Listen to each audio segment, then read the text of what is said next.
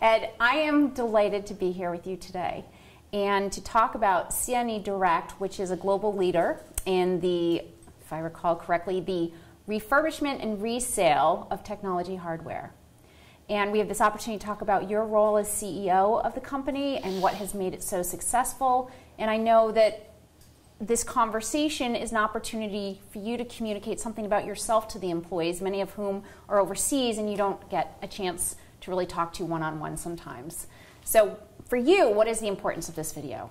Well, first of all, Molly, thank you very much for having me here today. This is going to be a lot of fun. I'm looking forward to it, and what a great start to this interview. So, CNE Direct at this point has 65 or 66 employees at the moment, and you know, we're an international organization. We have wholly owned foreign subsidiaries. We have people that have been with us for a number of years overseas that I know very, very well and I speak with on almost a daily basis. But there are a number of people in the organization, not only overseas but also here in the United States, that, you know, I just don't get an opportunity to spend any real quality time with to get to know.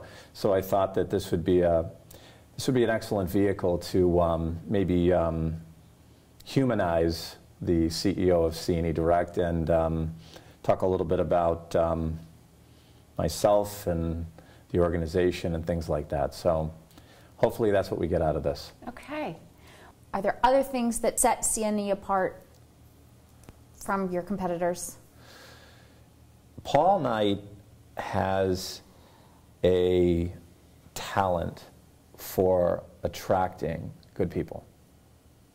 So that, you can't underestimate how powerful that is, because our industry in general has, I mean, it doesn't have the best reputation per se. You know, it's kind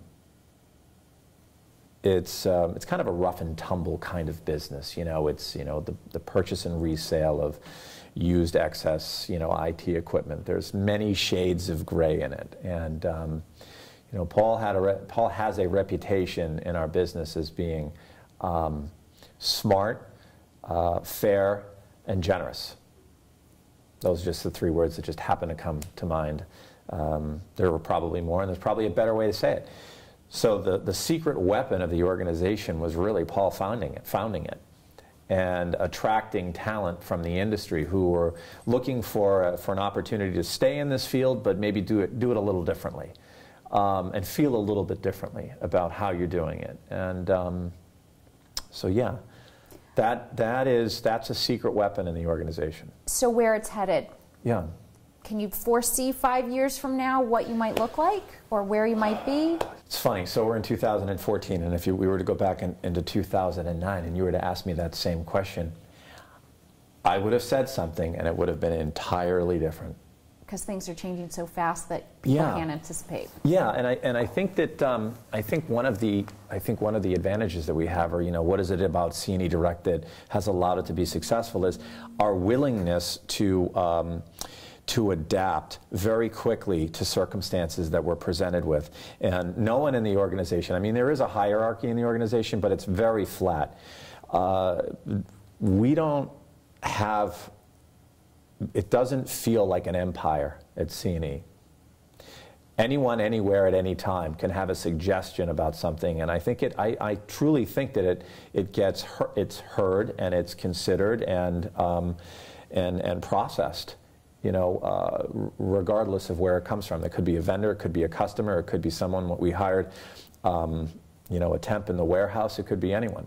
So no one is beyond reproach in the organization. And there's some people on my executive team, I'm thinking of them now, I'm not going to name them, but I get challenged regularly with regards to what I think we should do.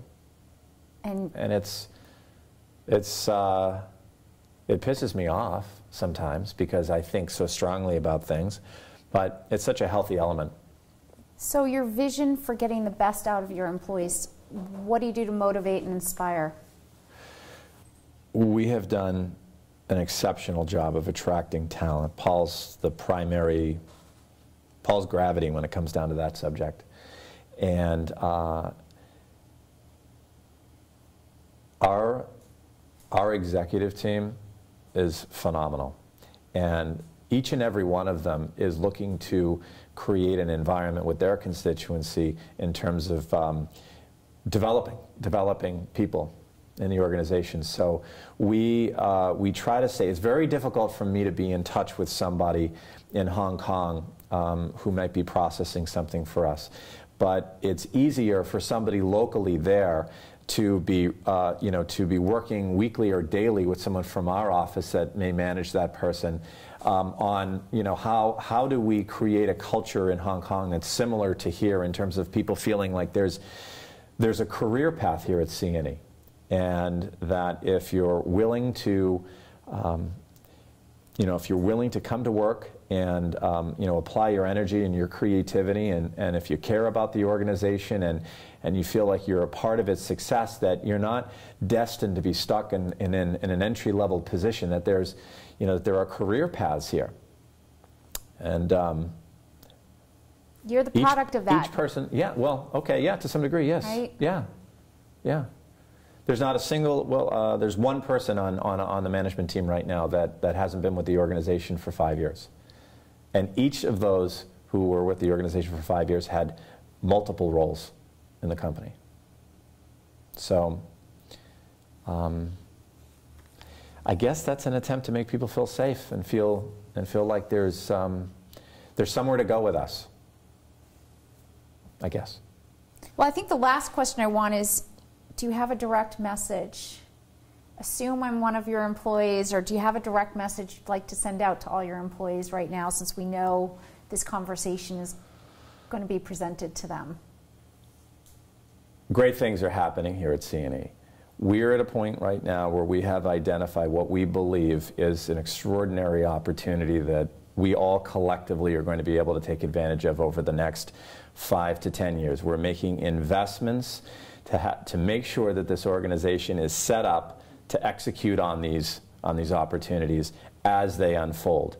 And I just want to make sure that that everyone in this organization realizes that we wouldn't be able to take advantage of these opportunities without each and every one of us coming in every day and giving everything that they have to the organization, or just acting.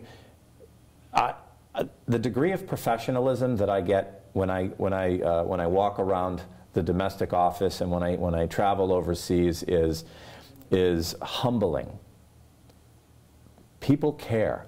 Our employees really care about about their jobs, about their performance, about our customers and our vendors. And I guess I'm